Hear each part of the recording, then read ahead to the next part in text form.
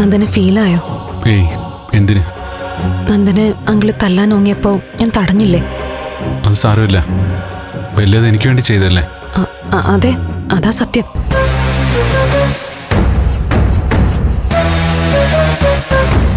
എന്നാലും ദേവിക പറഞ്ഞതുപോലെ നന്ദന്റെ അച്ഛനല്ലേ?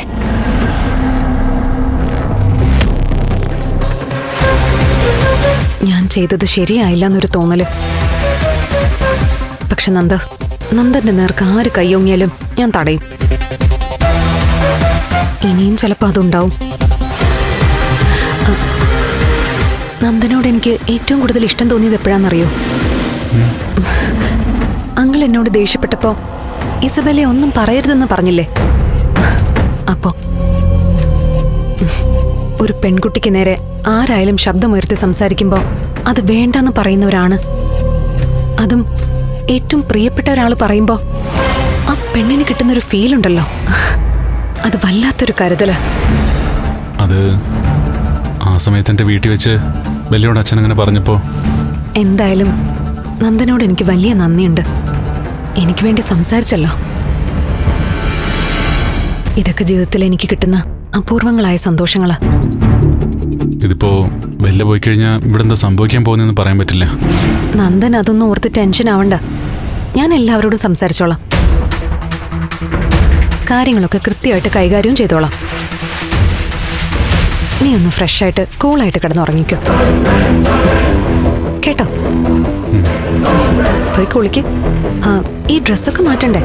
ഞാൻ എടുത്തു തരട്ടെ? ഏയ് വേണ്ട, ഞാൻ ഓക്കെ. എന്നാ ശരി, ഞാൻ ഇറങ്ങട്ടെ. പിന്നെ ദേവിക്ക് വിഷമാവുന്ന രീതിയിലൊന്നും സംസാരിക്കണ്ട. അതെനിക്കറിയില്ലേ. Good night. Good night. പോയിട്ട് വരാം. ശരി.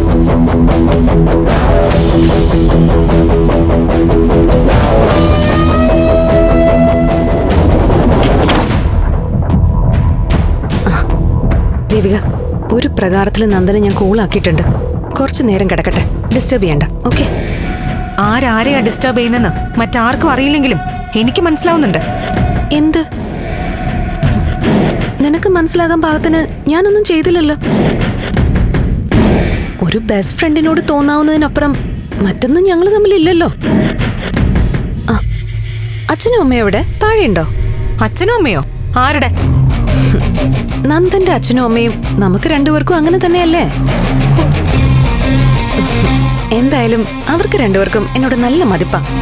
നന്നായിട്ട് അഭിനയിച്ച് എല്ലാവരും കയ്യിലെടുത്തു അല്ലേ?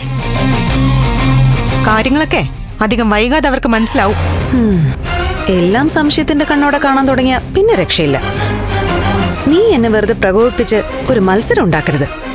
മത്സരം ഉണ്ടാക്കരുതെന്നോ? നന്ദുവിന്റെ കാര്യത്തെക്കുറിച്ചാണോ നീ ഉദ്ദേശിച്ചേ? എന്റെ ഇസബല്ല, നന്ദു നിന്നെ ഒരു സുഹൃത്തായിട്ട് കാണുമായിരിക്കും. അതിനപ്പുറം ഒന്നും ഉണ്ടാവില്ല. ആകാശം ഇടിഞ്ഞു വീണാലും അതങ്ങനെ തന്നെയാ. നന്ദുവായിട്ട് ഇടപഴകുന്നതിൽ ഞാൻ നിന്നോട് ദേഷ്യം കാണിക്കുന്നതേ നീ നന്ദുവിനെ തട്ടിയെടുക്കുമെന്നോ നന്ദു നിന്റെ വശത്താകുമെന്നോ പേടിച്ചിട്ടല്ല. നിന്റെ കോപ്രായങ്ങൾ കാണാൻ വയ്യാത്തതുകൊണ്ടാ. ഇപ്പോഴത്തെ നന്ദുവിന്റെ മാറ്റം എനിക്ക് പിടികിട്ടുന്നില്ല.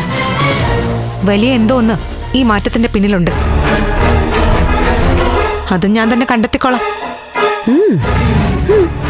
നീ നിന്റെ കഴിവ് തെളിയിക്ക്. ഞാനും നന്ദനും തമ്മിലുള്ള സൗഹൃദം ഒരു MLA ക്കും ഈ ജന്മം തകർക്കാൻ പറ്റില്ല.